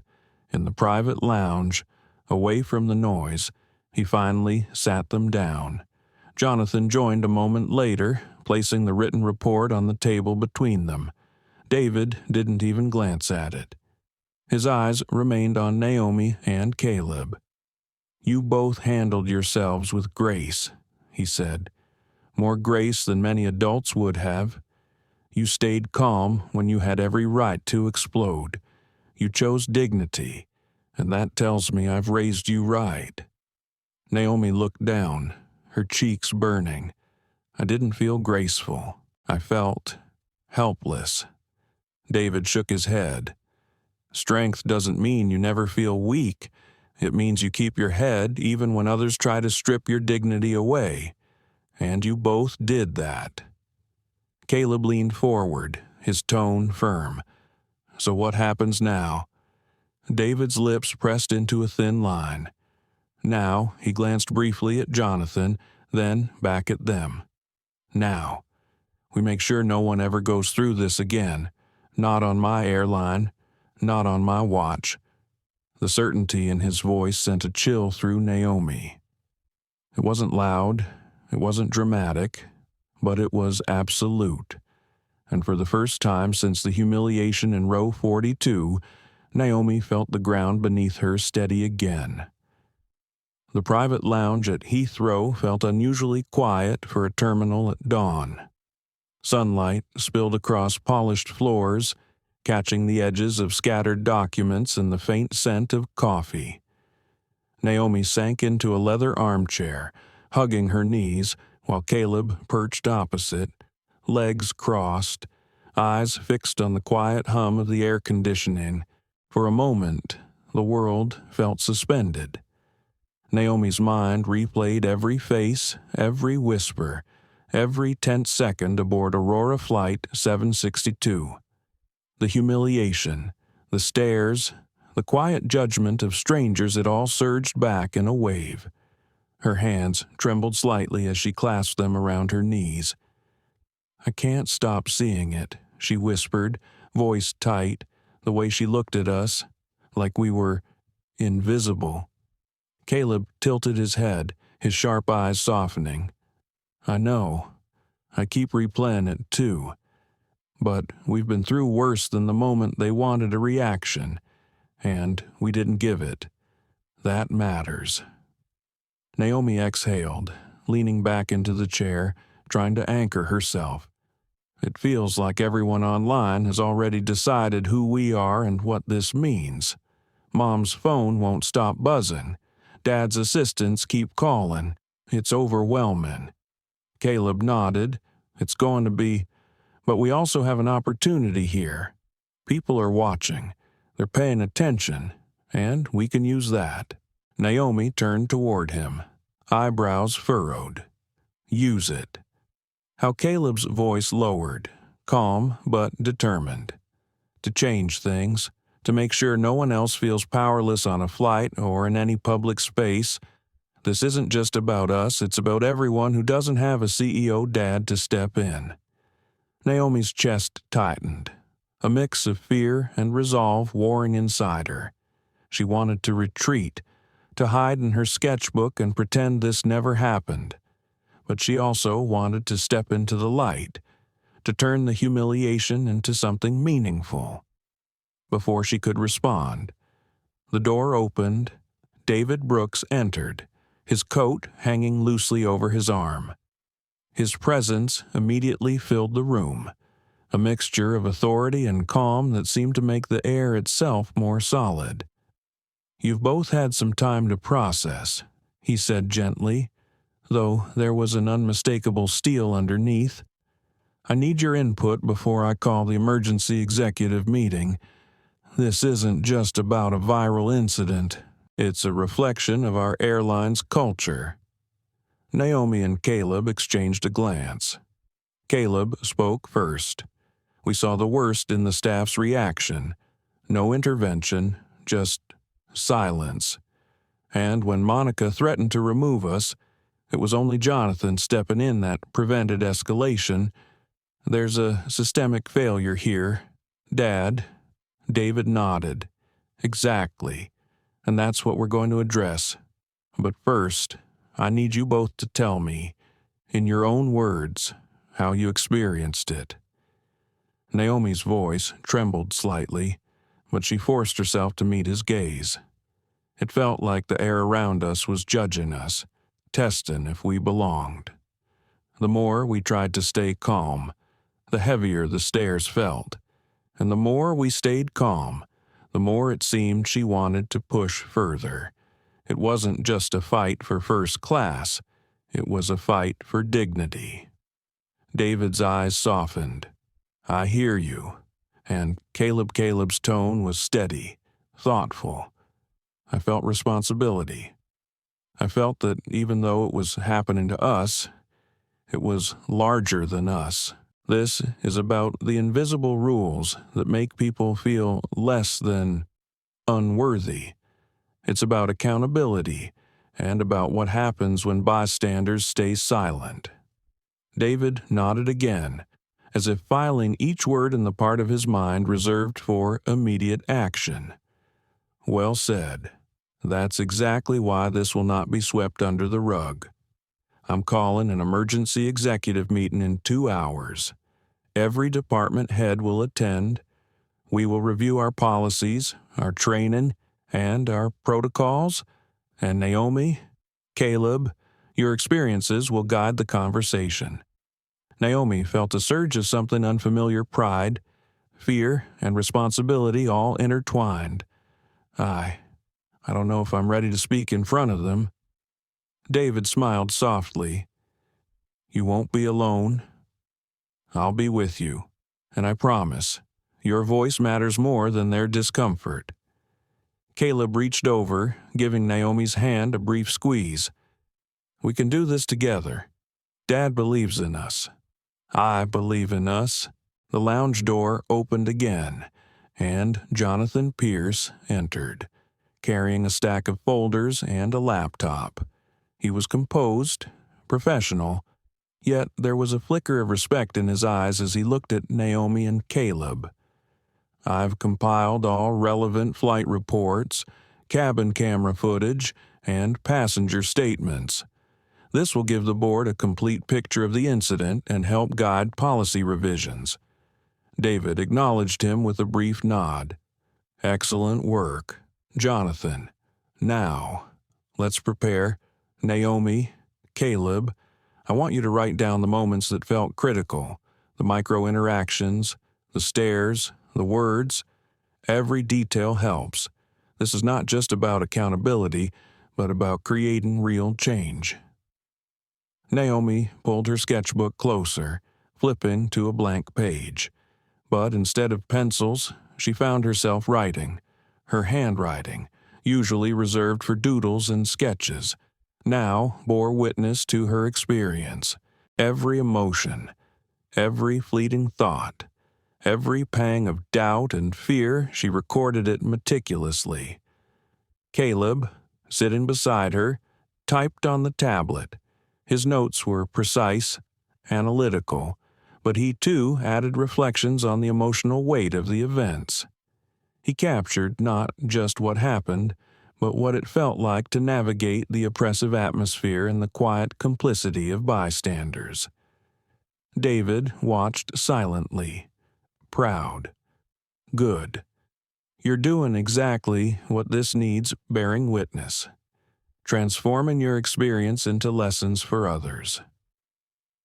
Hours passed in the quiet hum of preparation. Naomi found herself repeatedly pausing, rereading her words, and wondering if she had the courage to speak them aloud. Caleb noticed and placed a hand lightly on her shoulder. "You can. You have to. Not just for you, but for everyone else who might face this." Finally, the time came.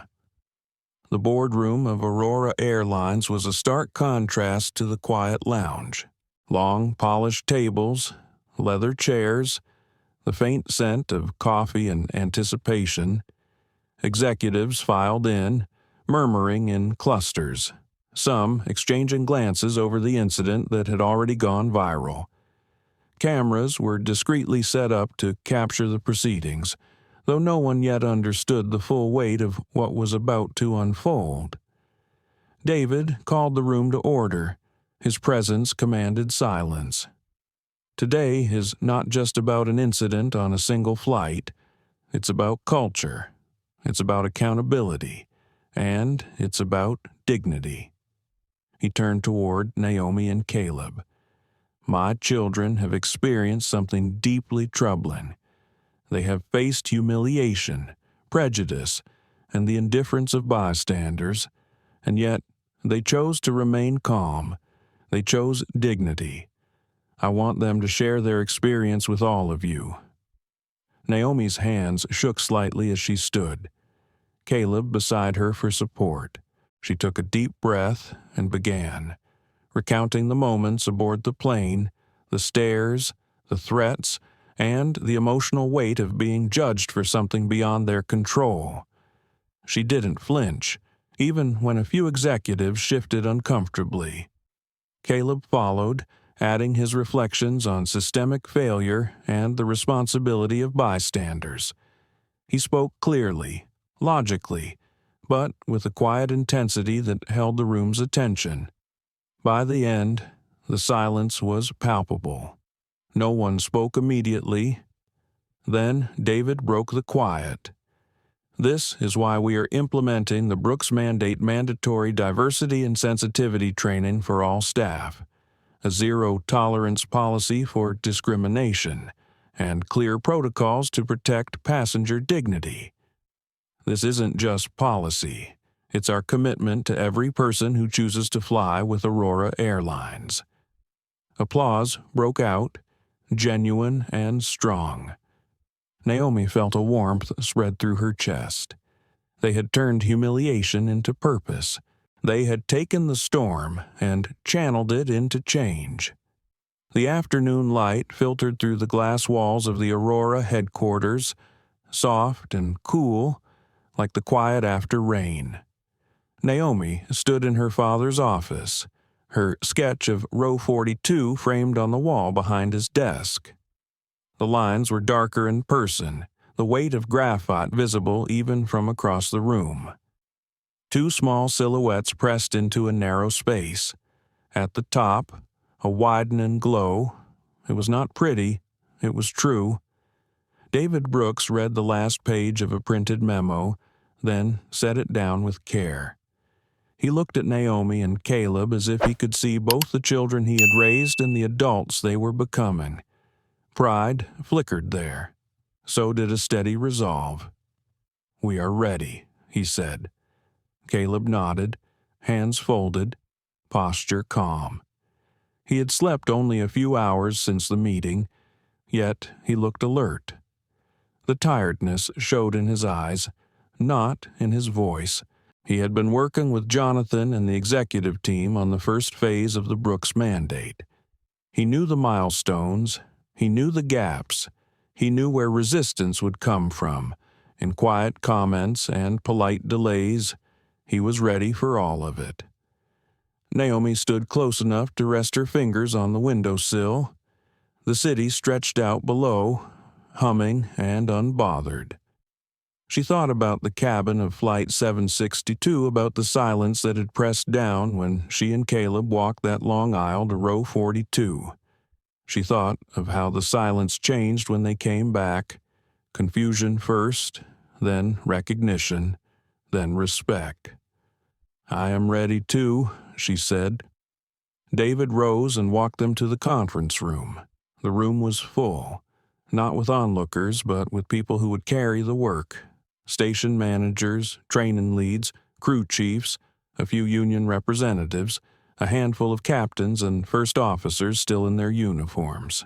Jonathan sat near the head of the table, laptop open, folders arranged with the precision of a surgeon. He met their eyes with a small nod that said everything without a word. David opened the meeting with no theatrics. He spoke about human dignity. He spoke about trust. He spoke about the cost of silence and the price of courage. He did not raise his voice. He did not need to. His certainty did the work. Jonathan presented the timeline. He did it cleanly. A full audit of complaint patterns. A rewritten protocol for seating disputes that centers the rights of the ticketed passenger. An expanded training program that would not be a slideshow and a quiz, real dialogue, real practice, real scenarios that would make people uncomfortable and then make them better. A new policy that required crew to call a neutral manager during any discrimination dispute, and that backed them up when they chose dignity over convenience. Caleb added the metrics. He tracked outcomes with a precision that surprised even the senior analysts. Incidents per flight segment, resolution time, passenger satisfaction disaggregated by demographics, anonymous crew feedback. His voice remained even, but Naomi knew what lived under that calm. He wanted accountability that could not be waved away. Naomi shared something different. She described moments. The second when a stranger chooses not to look at you. The way shame can make your lungs feel too small. The sound of a diamond ring tapping the armrest in the quiet between insults. She read a paragraph from her notes and let it breathe in the room. A few people looked down. One captain rubbed his jaw and blinked hard. No one interrupted. "That is why we do this," David said, "not to win press, to keep people whole." The work began, not with applause, but with signatures, schedules, and flights to attend. Jonathan left for Chicago that evening to meet with station leads. Caleb joined an operations call from the back seat of the car on the way to the airport, steady as a metronome. Naomi went home to paint. Weeks passed. Clips from Flight 762 kept echoing online, then settled into the larger conversation about travel and fairness and who gets to belong. Reporters called, commentators argued. To Naomi, none of that felt like the point anymore. The point was a different kind of echo. The point was what began happening quietly on flights she would never see. A month later, somewhere over the Atlantic, a crew member in a crisp uniform knelt beside an older man who had been targeted by a nearby passenger for the color of his turban. The crew member apologized to the man first. Then, with a calm voice and a steady chin, reminded the instigator of Aurora's policy and of the consequences of ignoring it. No shouting followed. The instigator quieted. The older man relaxed his shoulders. A small victory, invisible to the world, but not to the hearts on board. 2 months later, on a late flight from Dallas to Seattle, a mother with a sleeping toddler was told she must move to accommodate a frequent flyer who had arrived late and demanded the bulkhead. The new protocol held. The mother stayed. The frequent flyer fumed and then sat down like everyone else.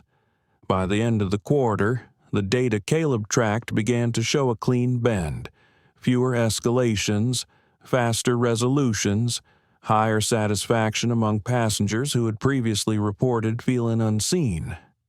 The numbers were not a victory lap. They were a proof of direction. In the middle of all this, a letter arrived at the Brooks home, handwritten, careful, Monica Hayes. The envelope was plain. The words were not. She did not ask for her job back. She did not try to explain away what she had done with long paragraphs about pressure. She described what it felt like to watch herself in the footage. She described how it felt to see the two of them walk down that aisle, and to see herself in the role of the person who made them small. She wrote that she had begun volunteering at a youth center near the airport. She wrote that she was learning how to listen again. The letter ended with an apology, not a performance, a confession. Naomi read the letter twice. She placed it in a drawer, not to hide it, but to keep it safe. Forgiveness, she realized, is not a headline. It is a slow practice of refusing to carry someone else's worst moment as your own. Evelyn Grant's fate unfolded in the loud places. Her brand sponsors vanished. Her posts drew comments that burned like salt. She posted an apology that sounded more like a press release than a reckoning. The world moved on without her. Naomi felt no joy watching that fall. She felt only the strange quiet of a lesson that had been available long before the cameras ever found its subject. Humility cannot be borrowed from a crisis. It must be learned in the ordinary light of days. The most meaningful changes did not happen on screens or in reports. They happened in rooms. Naomi noticed the difference the first time she visited an Aurora training session to observe. There was no stage. Chairs sat in a circle. A ramp agent spoke about a time he froze because he feared getting it wrong.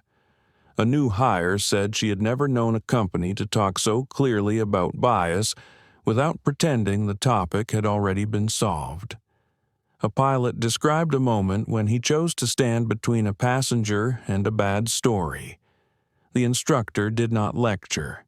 He asked for truths. People offered them. Naomi felt something crack open. Not anger, not grief, a space where the worst thing that happened to you could be turned into a promise. She went home and painted a wide canvas. 2 figures at the back of a cabin, heads high, even with tears in their eyes. Light gathering at the front like a tide that refused to recede. Months later, a small gallery in Shoreditch hosted her first show. She titled the series Seat 3A, Row 42. People stood in front of the work and did not talk for a few minutes. Then they did. An art critic wrote that the paintings were not really about an airline or a cabin. They were about breath, about the way breath tightens when someone makes you feel small, and about the long exhale that follows courage.